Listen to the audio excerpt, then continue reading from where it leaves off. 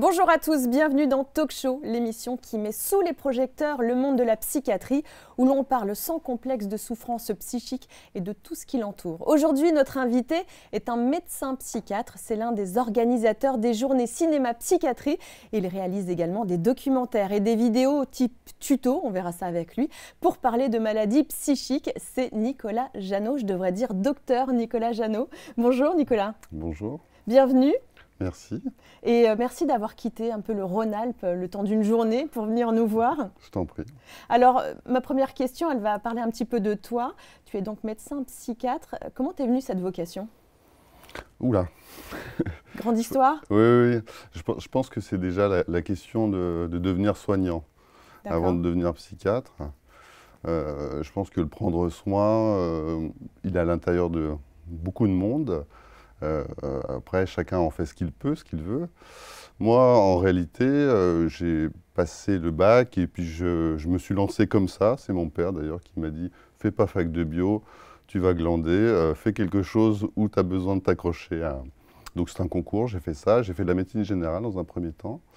Et puis assez rapidement, je me suis retrouvé en psychiatrie. Je crois que c'était d'ailleurs après un stage en chirurgie. Je me suis dit « Il faut que je trouve quelque chose à l'opposé de ça ». D'accord, et donc tu avais l'impression que la psychiatrie, c'était totalement à l'opposé de la chirurgie? Oui, pour moi, c'est une discipline qui doit rester sociale et avant tout relationnelle. D'accord, donc ça fait partie un peu de ton éducation finalement. Est-ce que c'est un peu un don de soi d'être médecin psychiatre? Ça s'apprend déjà et surtout ça s'expérimente. C'est-à-dire que ça ne suffit pas d'aller chercher dans les livres. Il faut aussi avoir beaucoup de pratique, il faut être au contact des gens, il faut aimer les gens, je pense. Et où est-ce que tu exerces? Alors, je travaille sur Lyon, dans un hôpital qui s'appelle Saint-Jean-de-Dieu, où j'ai une activité avec demi-temps. Je m'occupe d'addictologie pour les personnes qui sont hospitalisées et je fais aussi un peu de consultation. Et par ailleurs, je m'occupe de personnes en situation de précarité dans une équipe mobile. D'accord, et ça fait combien de temps que tu fais tout ça? Alors que je suis psychiatre, ça doit faire maintenant une quinzaine d'années. Que j'ai rejoint ces postes actuels, ça fait 5 ans. Et tu es aussi l'un des organisateurs des journées cinéma et psychiatrie à Lyon. Et nous sommes allés avec Damien à cette 10e édition. Donc c'était pas à Lyon, c'était à Villeurbanne. Je vous propose de regarder ça tout de suite en images. Cette époque, je l'ai découverte dans le livre que mon père a écrit il y a peu, une fois à la retraite. Loin de l'homme strict et sévère que j'ai toujours connu, il y livre ses impressions de jeune psychiatre formé dans les années 60. L'histoire d'une femme aujourd'hui qui a vécu enfant dans un hôpital psychiatrique et qui a eu comme nounou une patiente de l'hôpital. C'est super intéressant, le parallèle un peu et l'évolution, je trouve que c'est très intéressant de voir comment la psychiatrie évolue. Il y a des choses qui ont pour moi été un peu choquantes dans le documentaire. Mais voilà, c'est ce qui a pu se faire, c'est ce qui se fait maintenant aussi et il faut continuer, je pense, à progresser et à penser la psychiatrie infantile et adulte. Allez, ça y est, la pause est terminée. On va poursuivre nos visionnages de ces 10e journées cinéma et psychiatrie. Et là, on va aller voir les voix de la Chênaie. C'est vrai que dans l'enseignement, la psychothérapie institutionnelle, donc il y a un paradigme qui est né, comme les films l'ont rappelé, dans les années 60-70, au travers des intriqué avec les révolutions sociétales. C'est ce que disait l'intervenant dans la salle. Il y a un paradigme d'époque qui fait que c'est moins lisible aujourd'hui parce que c'est moins différencié, parce que c'est des savoirs moins scientifiques. Mais il y a aussi autre chose, c'est qu'on l'apprend quelque part en la vivant, quoi. Le deuxième film est remarquable pour ça, c'est qu'il nous immerge vraiment dans ce quotidien et dans ce vécu d'être à côté des soignants. Plus que finalement dans l'explication de leurs soins, on les voit être et évoluer, quoi. On n'enferme pas les gens.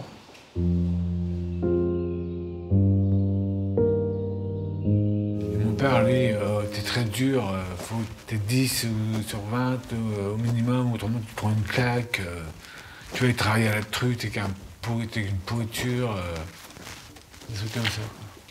Et il me frappait.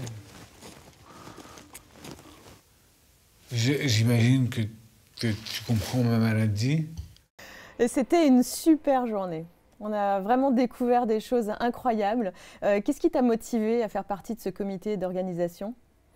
À la base, c'était un événement qui devait être ponctuel, qui était sur un reliquat de formation continue. Et quelques membres de ce petit groupe du début connaissaient le festival de l'Orquin, et nous sommes allés donc sur place dans le Grand Est, rencontrer cette équipe pour aller choisir des films en disant, pour faire de la formation, c'est aussi bien de regarder des films et d'en discuter ensuite. Ouais, vous avez fait un peu votre marché. Voilà, exactement. Ce qu'on n'imaginait pas, c'est que ça a eu un grand succès et que les gens nous disent il faut absolument que vous continuiez. Donc de fil en aiguille, ensuite, c'est un événement qui s'est transformé et qui est devenu plutôt des rencontres en santé mentale. Il y avait du monde, 250 personnes dans la salle, alors qu'en période Covid, vous étiez peut-être imaginé qu'il y aurait un peu moins de monde, et finalement pas du tout. Oui, oui, 250. Alors pour nous, ça reste un petit nom, puisqu'on est plutôt autour de 400-500 personnes. Mais d'habitude, on faisait ça dans une autre salle, avec un peu plus de contenance déjà, et puis effectivement dans un contexte qui n'était pas celui de Covid.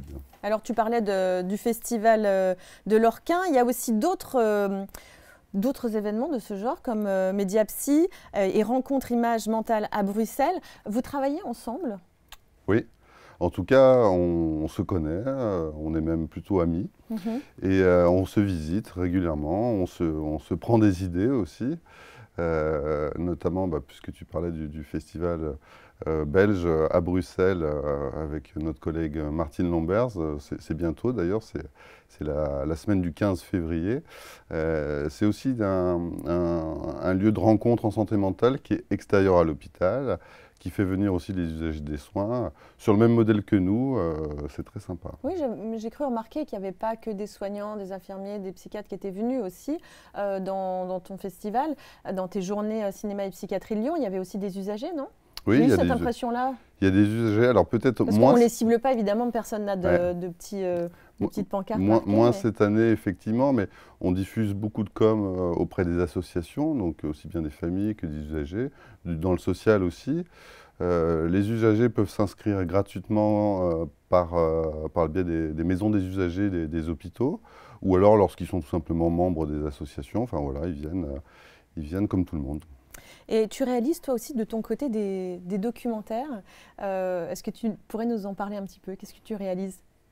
Alors l'idée, c'est venu un peu de cette même mouvance, c'est-à-dire qu'avec la médiation audiovisuelle, il y a la possibilité au moins de faire rencontrer les gens, de discuter. Et j'avais passé à l'époque un diplôme qui s'appelle Santé mentale dans la communauté. C'est le docteur Roland qui organise ça entre Lille, Paris, Marseille, qui est aussi ouvert à tous, aussi bien qu'on soit soignant que citoyen d'une façon très large.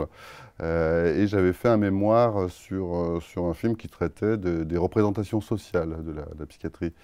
Et je pense que le fait de pouvoir utiliser ces sujets qui, pour ce que j'organise moi, c'est plutôt des films de 20-30 minutes, à l'occasion de rencontres, ça permet, comme on le fait pour notre événement, de discuter, de se rencontrer et au final d'œuvrer, on va dire, pour la lutte contre la stigmatisation des pathologies et des malades. Alors un mémoire que tu m'as envoyé, et je t'avoue, je n'ai pas eu le temps de lire, une 50aine de pages, donc il y avait beaucoup de choses, beaucoup d'éléments. C'est une passion chez toi pour le cinéma? Oui, pas de faire des mémoires. Non, j'imagine. On remarque que ça arrive, hein. Il y a peut-être des gens pour qui c'est une passion de réaliser des mémoires. Ce que je te propose, c'est de regarder un extrait de l'un des documentaires que tu as réalisé. Ça s'appelle « L'usager de la communauté ». Je sais pas, ça risque d'affoler des gens, ça risque de se trouver devant des enfants s'ils se promènent dans la rue. C'est dangereux. Écoutez, si les médecins pensent que c'est utile, moi je pense que c'est très utile aussi. Je pense en moyenne, ça doit plutôt être une démarche agressive ou une démarche, enfin, dans un but déterminé. On voit que la personne est déterminée. On doit la reconnaître? Pas comme nous, entre guillemets. Pas comme des personnes saines d'esprit. Un petit peu... Je dis le fond de ma pensée, hein. Souvent je trouve que les psychiatres sont plus fous que les fous. Tu penses que les personnes souffrant de troubles psychiques peuvent vivre seules? Vaut mieux pas. Déjà, quand on n'a pas de problème, quand on est seul, on pète un câble parfois. Alors si on est déjà... hein? Je crois qu'il n'y a que les fous qui croient qu'ils ne sont pas fous. Hein. Donc, tant qu'on se dit ça, bon, c'est qu'on l'est pas, je pense. Alors c'est pas simple quand même d'aller... poser des questions comme ça aux gens dans la rue, de faire ce genre de micro-trottoir, mais les gens avaient l'air assez sincères quand même. Oui. Alors, souvent on a payé un café pour créer le contact, parce que je t'avouerais que de dire aux gens, on va vous poser des questions sur votre avis concernant la psychiatrie, au début on s'est pris des râteaux. Hein, dans un premier temps, parce que j'ai fait ça avec Jean et François, donc qui tous les deux sont des personnes qui sont suivies au CMP du 8e arrondissement de Lyon. Et dans un premier temps, on voulait tout simplement arrêter les gens dans la rue. Alors là, ça n'a pas fonctionné. On s'est mis dans un cadre plutôt sympa, on s'est posé, et là, les gens acceptent de se livrer. Et en fait, à la fin, ils ne veulent même plus s'arrêter, hein, tellement ils ont de choses à dire. Donc c'est sympa, parce que c'est vrai que le micro-trottoir, nous, en tant que journalistes, on le sait, c'est un exercice extrêmement difficile. Ouais. Mais là, c'est vrai que c'était très riche, il y avait beaucoup de choses. Donc là, c'est qu'un extrait qu'on a diffusé. Il est visible sur Vimeo, ce documentaire. Et d'ailleurs, tu proposes de le télécharger librement. Oui. Bah, moi, ce n'est pas mon métier, d'ailleurs. Bon, ce n'est pas du grand art, hein, mais ça a au moins le mérite d'exister. Et je propose effectivement que ça soit pour la formation ou tout simplement pour des rencontres de type citoyenne. De pouvoir non seulement l'utiliser, le télécharger sans droit. Voilà, tu demandes juste à ce qu'on te mette un petit commentaire.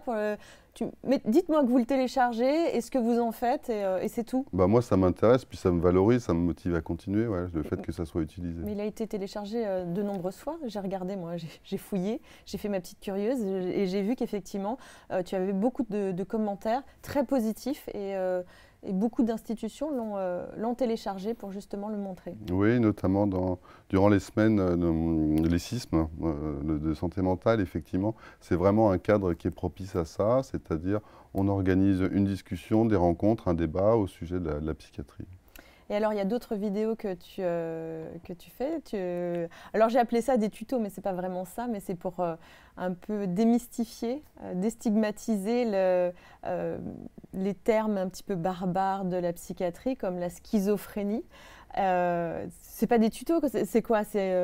Comment on peut nommer ce genre de format? Bah, j'ai fait ça avec une collègue, Chloé, qui est psychologue avec moi dans une des équipes où je travaille. Et l'idée, c'était, en caricaturant un peu notre fonction, moi, le psychiatre Dr Zepam, parce qu'il y a beaucoup de médicaments qui se terminent par Zepam, et elle, Jeanne Alistou, hein, la psychologue. Jeanne Alistou. Voilà, de pouvoir commenter un film pour aborder les éléments de psychopathologie, pour essayer de les rendre vulgaires, en tout cas d'en faire quelque chose d'assez léger, voilà, sur un thème plutôt humoristique, qui ressemblerait un peu à l'émission C'est pas sorcier, je ne sais pas si tu te souviens, pour les gens de notre génération. Ce que je te propose, c'est de regarder un petit extrait. On a fait des cuts à l'intérieur de cette vidéo.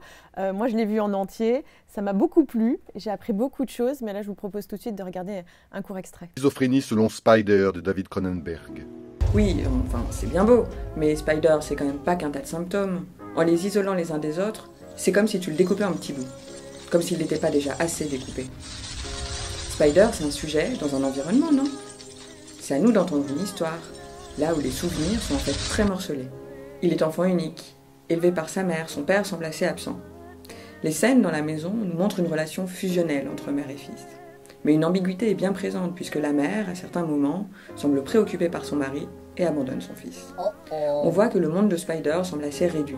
La peur de l'autre est un phénomène irrationnel, bien plus puissant que nos capacités intellectuelles à convenir de la réalité des chiffres. La correspondance systématique que représente l'habit du fou dangereux vient bien caractériser un phénomène que l'on appelle stigmatisation des maladies psychiatriques. C'est un phénomène qui vient alourdir la maladie elle-même, son pronostic, par la mise à l'écart qu'elle représente socialement, comme une double peine finalement. Si le crime et l'étrange font bon ménage, comme ingrédient cinématographique en tout cas, l'idée n'est certainement pas d'aseptiser les scénarios, mais bien de s'informer, de se sensibiliser et d'échanger autour de la réalité des maladies psychiques pour éviter de tomber dans le panneau.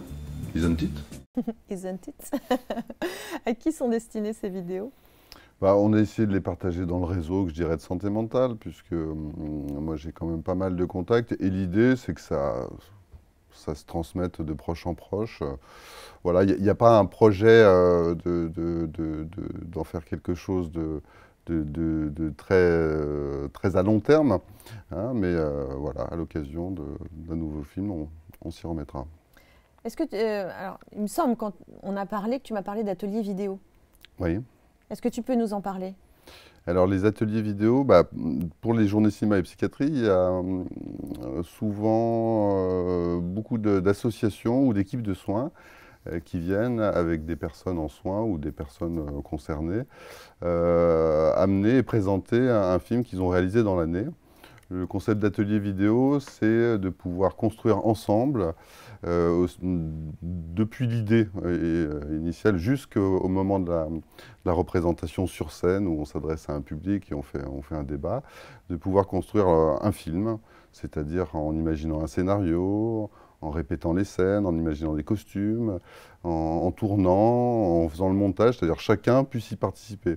L'idée, c'est pas tellement d'en avoir un résultat esthétique, en tout cas, ce n'est pas la priorité, mais c'est de pouvoir faire quelque chose ensemble.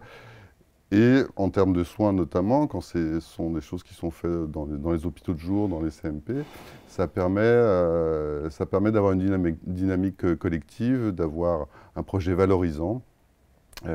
Et en soi, c'est du soin. Alors ici, dans Talk Show, je ne suis jamais seule. En fait, bon, évidemment, j'ai toujours un invité avec moi, mais j'ai aussi des chroniqueurs.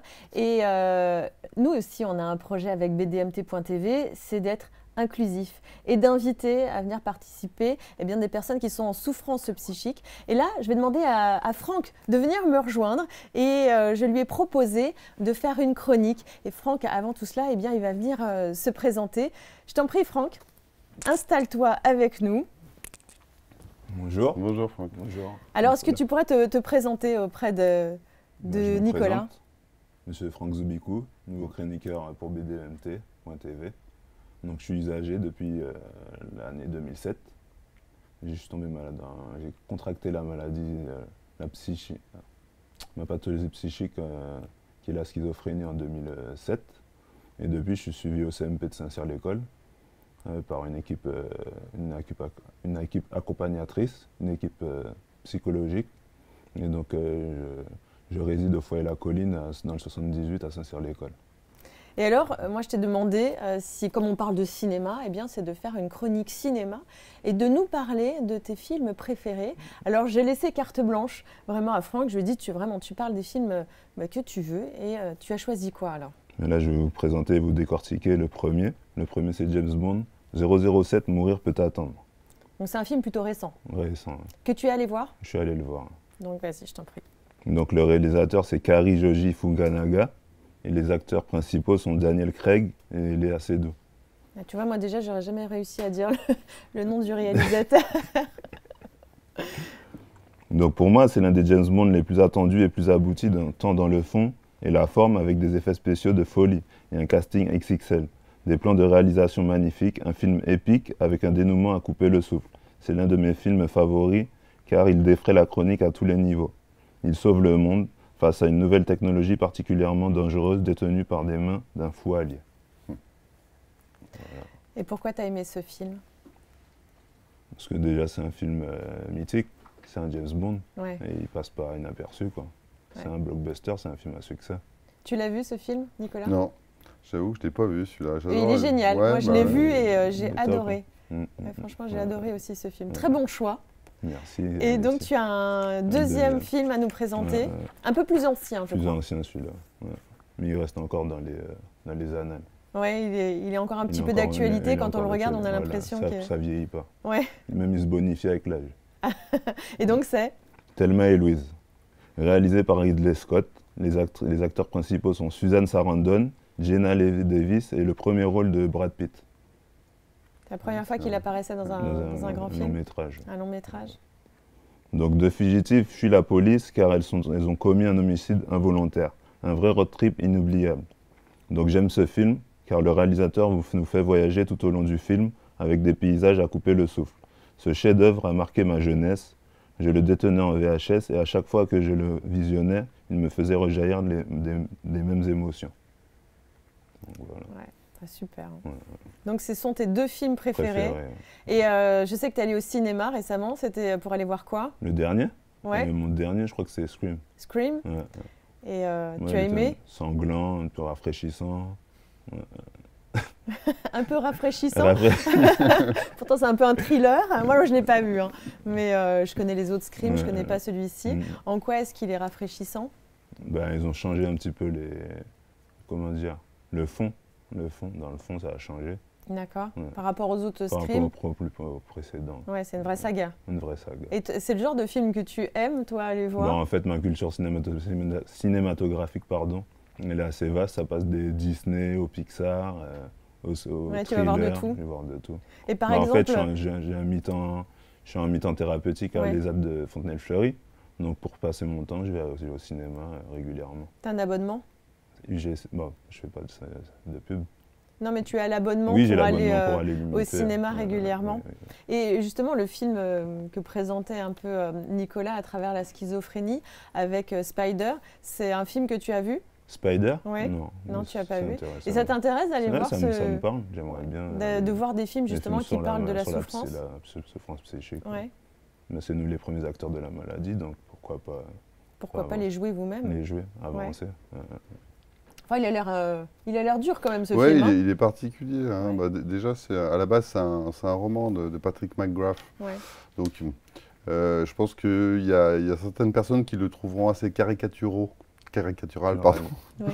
Dans le sens où, effectivement, c'est la représentation aussi sans spoiler le truc, mais d'une histoire qui se termine mal. Et on voit bien que la folie de cet enfant qui est devenu un homme va faire du mal. Donc, si on avait choisi ce film, c'était justement pour montrer qu'on peut quand même faire du cinéma, il peut y avoir aussi des choses dures, en parlant d'un diagnostic d'ailleurs qui n'est pas dit dans le film, hein, le mot schizophrénie n'est pas dit dans le film, nous on le traduit comme ça, parce qu'il y a son univers assez désorganisé, ses angoisses qui sont profondes. Là, c'est l'analyse du docteur qui a fait donc c'est pas un film sur un schizophrène dans le sens où c'est pas l'histoire qui est dans le film, c'est une histoire qui est plutôt celle d'un roman.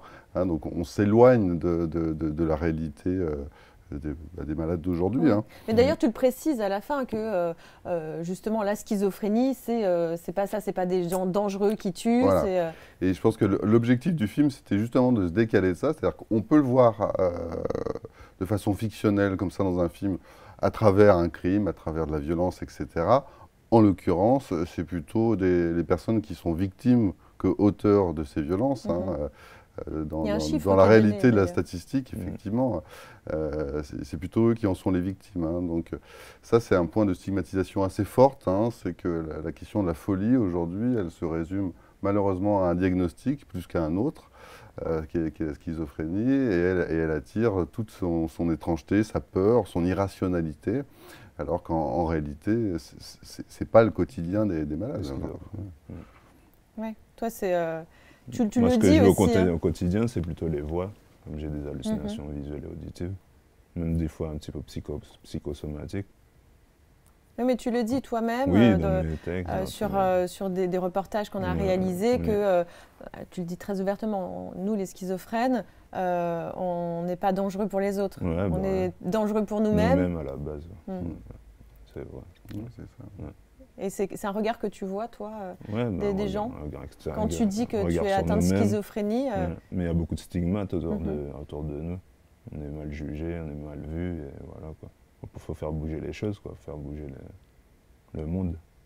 Et en tous les cas, très bonne chronique. Merci, on a hâte de te retrouver ici avec nous pour parler. On verra de quoi, parce que tu écris beaucoup, tu racontes des blagues aussi. Tu es très boute-en-train, tu as beaucoup de talent.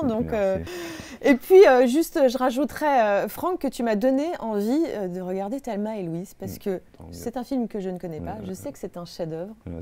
Alors, j'ai vu le James Bond, mais tu vois, il faut que je rattrape un peu justement cette culture cinématographique. Et je vais le regarder.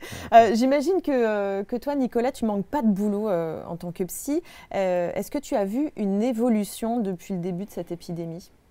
Une montée une demande justement de pour voir le Covid. Par rapport au Covid. Alors, bon, déjà, moi, je travaille à l'hôpital. Hein, c'est pas forcément la représentation de la psy de tout le monde. Parce que je pense qu'actuellement, il y a beaucoup de demandes qui se font sur la psy, on va dire libérale, dans les cabinets de psychologues ou de psychiatres, parce que je pense qu'on en a tous marre, qu'on atteint tous une certaine limite, voilà, et qu'on commence à tirer sur les organismes, que les contraintes sont lourdes à porter.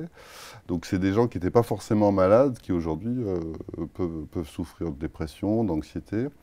Et pour moi qui m'occupe d'addictologie, effectivement, on a vu assez clairement qu'il y avait un niveau de la consommation qui avait augmenté, différents produits, des gens qui ne consommaient pas avant, qui sont mis à consommer différentes choses et plus de choses.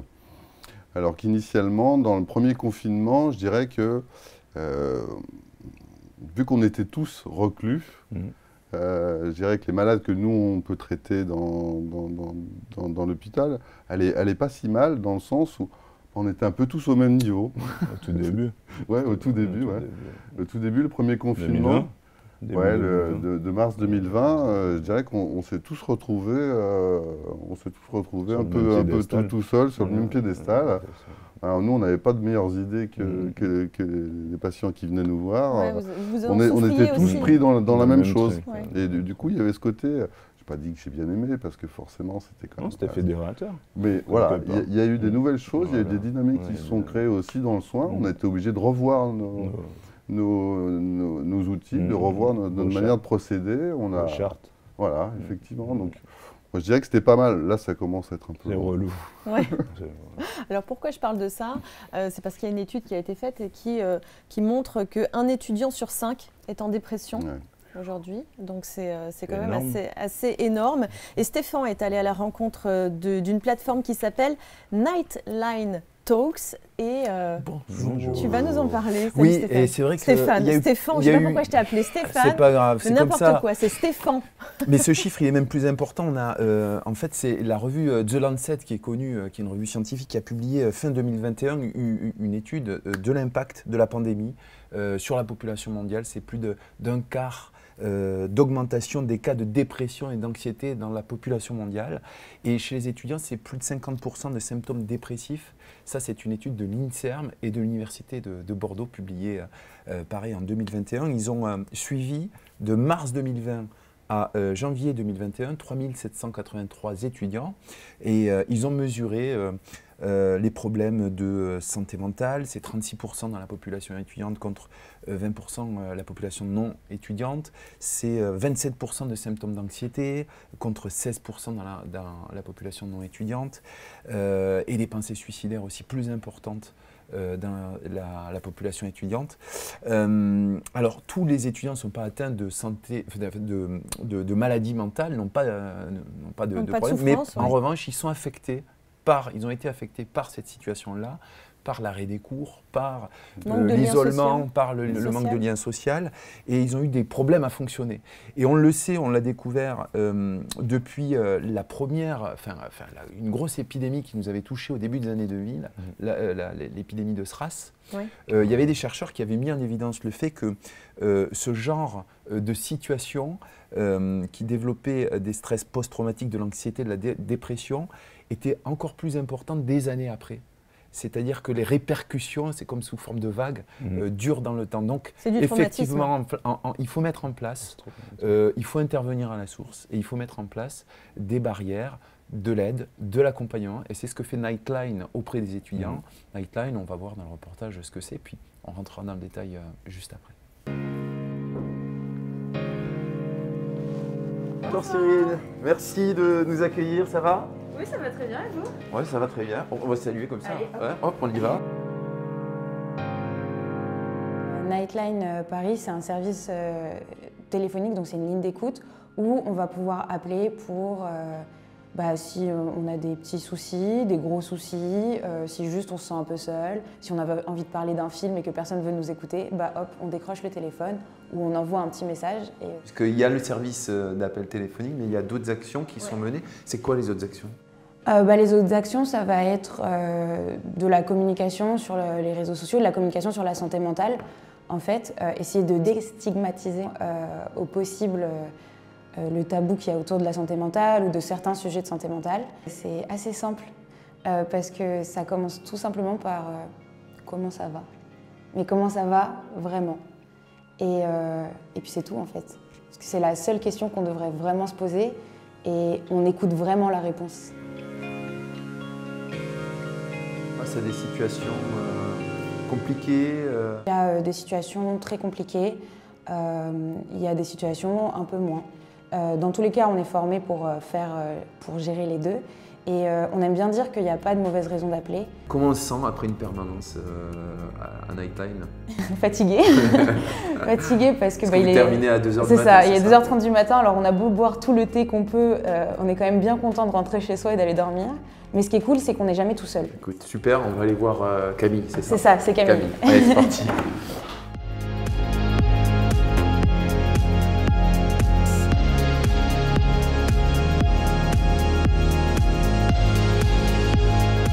Bonjour Camille, bonsoir. Bonsoir. Alors je viens de t'embêter à ton tour. Oui. Toi tu es psychologue, c'est ça ici à Nightline? C'est ça, exactement. Quel est ton rôle exactement? Ben, moi j'ai un rôle, alors j'ai plusieurs rôles. Alors tu es salarié déjà? Ouais, je suis salarié. Tu fais partie de certains salariés de l'association? Exactement. Il y a à peu près 25 salariés aujourd'hui et moi au sein de cette équipe-là je suis responsable de recherche et d'analyse de projets. Et l'idée, c'est de pouvoir collecter des données sur ces projets-là et de voir un petit peu l'efficacité pour agir sur la santé mentale des étudiants. On va rassurer tout le monde tout de suite, c'est des données anonymisées. Oui, bien sûr. En fait, tu analyses quoi? On va essayer de mettre en place des méthodologies d'études qui permettent d'évaluer l'efficacité. Et l'idée, c'est, par exemple, sur un de ces projets-là, on a mis en place un questionnaire qui permet de voir comment le niveau de connaissance sur la santé mentale évolue. Est-ce que les gens se sentent, ont l'impression de mieux connaître par exemple les ressources vers lesquelles ils peuvent se diriger si jamais ils ont des besoins de santé mentale. Et donc on essaie de voir comment, quand on est présent auprès d'un public, on a des effets, on a un impact sur des dimensions liées à leur santé mentale. La pandémie, elle a eu des effets sur le nombre d'appels que vous avez ou sur les besoins ressentis dans la population? Pour le deuxième confinement, celui de novembre 2020, on observe vraiment qu'il y a eu un pic énorme du nombre d'appels. Sur les sujets évoqués, en revanche, il n'y a pas forcément de différences qui sont apparues. Ça a cristallisé finalement, ça a démultiplié les besoins par rapport à certaines thématiques qui existaient déjà. Bon, on va te laisser parce qu'il faut qu'on aille voir un petit peu le travail des bénévoles justement. Alors sur Instagram, ça cartonne quand même. Ça cartonne, mais c'est surtout, c'est une initiative qui est formidable parce que ça existe depuis 2016, Nightline. Ça a été lancé par un étudiant anglo-saxon, irlandais en fait, Patrick Skehan, qui s'était surpris de voir que ce dispositif n'existait pas ici en France. Et donc c'est monté crescendo, 2017, première formation des bénévoles, 2018, première ligne anglophone à Paris, puisque les étudiants étrangers parlent en anglais s'ils appellent et qu'ils ont besoin de se confier. Et puis aujourd'hui, c'est un réseau depuis 2020 qui a essaimé un peu partout en France, à Lyon, j'entendais ton origine, Lille, exactement, Saclay. Ils ont plusieurs missions, déstigmatiser les questions sur la santé mentale, parce qu'on a toujours peur d'en parler, et ça c'est pas tabou, inhérent à la population étudiante, mais à toute la population française. C'est briser les tabous. C'est expliquer que au travers de films, de campagnes comme ça, on peut se poser des questions et on peut aborder la santé mentale normalement. C'est également recenser les soutiens psy gratuits. Ils ont un annuaire pour les étudiants, pour les orienter à proximité de leur lieu d'études et autres. Ça c'est bien, c'est intelligent parce que souvent il y a la barrière aussi du porte-monnaie qui intervient. C'est sensibiliser aussi la communauté étudiantes, c'est-à-dire les enseignants, les personnels d'université ou d'école, aux problèmes par exemple de la santé mentale, comment détecter ça chez un étudiant qui pourrait être pas bien et pouvoir l'orienter.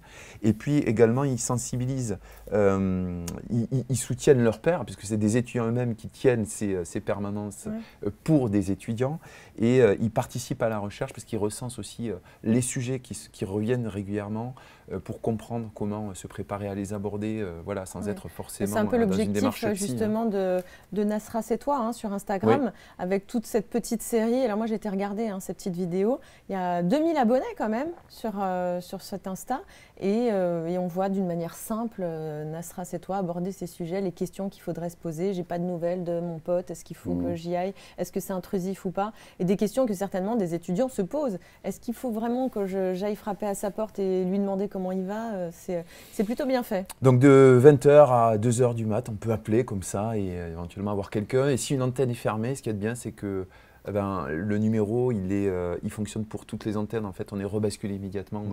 Voilà, on ne sait pas où se trouve le bénévole. Si on appelle depuis, je sais pas moi, depuis Toulouse ou depuis Lille, on va peut-être tomber sur le bénévole de Paris, peu importe. Mais L'important, c'est qu'il y ait cette ligne d'écoute qui fonctionne et qui puisse être un réceptacle en fait aux humeurs et un échange. Et franchement, c'est bienveillant et c'est positif d'avoir ce genre de démarche pour éviter des troubles plus importants. Oui, parce que c'est toujours un petit peu compliqué de faire la démarche de venir voir directement un psychiatre, un pédopsychiatre, aller dans l'hôpital psychiatrique. Ça peut faire peur, bien sûr. Ouais. Ouais, c'est top. Et puis je pense qu'il y a aussi le moment, c'est-à-dire qu'il y a des moments où on a besoin d'avoir quelqu'un au bout du fil. Je pense que c'est aussi l'intérêt de pouvoir pas attendre 3 semaines, 1 mois, voire plus. Quand la crise vient, on a besoin aussi d'avoir quelqu'un rapidement. Et puis ils ont des salariés, un psychologue intégré justement à la les structure. Bénévoles et donc il y a en plus une activité qui est même toute la journée en fait, puisqu'ils travaillent. Il n'y a pas que le soir. Il n'y a pas que le soir, non. Ils vont mener des actions de prévention peut-être dans les établissements. Ils participent à la recherche, ils échangent avec d'autres organismes et ils essaient de faire avancer effectivement les questions de santé mentale dans la population étudiante, mais pas que. Bon, c'était intéressant de pouvoir mettre ça en lumière, même si effectivement ils se débrouillent très bien au niveau de leur communication. Mais c'est vrai que c'est la première fois qu'on les voit en vrai finalement, qu'on arrive. C'est le Père Noël est une ordure version moderne et sympa. SES Détresse Amitié, bonjour. Oui, mais c'est une version plus professionnelle. Non, mais c'est version étudiante et voilà. Non, mais c'est vrai que moi j'avais cette image-là de la ligne d'écoute. On l'a tous un peu. Pour le faire le lien au cinéma. Voilà, c'est pour faire le lien exactement avec le cinéma. Merci. Quels sont les prochains projets à venir, Nicolas? Déjà, c'est d'organiser les prochaines journées cinéma et psychiatrie, parce que là, en fait, on a eu 10 ans, pendant 2 ans, on a dû repousser 2 fois. Donc là, il y a quand même pas mal de choses à reprendre. Il faut absolument qu'on reprenne la dynamique avec les films d'atelier dont on parlait tout à l'heure, qu'on n'a pas pu mettre à l'honneur cette année. On a aussi d'habitude des films qui sont projetés à l'Institut de formation de soins infirmiers, qui sont plutôt des films didactiques, justement pour la formation. On fait aussi des projections en ville, plus grand public, avec des cinémas de la ville et pour des films de fiction. Donc voilà, il faut que cette dynamique reprenne. Et puis personnellement, je vais continuer mon petit bout de chemin de petit réalisateur. Et puis le docteur aussi. Ça se déroule à Lyon. Oui, les journées cinéma se déroulent à Lyon. Mais il y en a à la Villette aussi. C'est exact, qui met à l'honneur justement les équipes. Et c'est un endroit où il y a vraiment une vraie mouvance, puisque toutes les équipes, donc toutes les personnes en soins ou les personnes concernées, parce qu'encore une fois, ce n'est pas qu'une question de soins, maintenant les associations se lancent vraiment là-dedans, viennent présenter leurs films, se rencontrent, donc ça vient de toute la France. C'est vachement sympa. Merci Nicolas. Merci Marie. Merci infiniment d'être venu partager ton job et puis tout ce que tu fais autour de ça avec les journées cinéma et psychiatrie à Lyon. Franck, merci. Merci Marie. Beaucoup. J'espère que c'était une belle expérience pour toi. Ça a été, merci. Pour nous, c'était impeccable. Merci. Parfait. Merci Stéphane. De rien, avec plaisir. Je reviendrai. Et je me remercie moi-même aussi. Et on se retrouve très bientôt pour un nouveau talk show. À bientôt.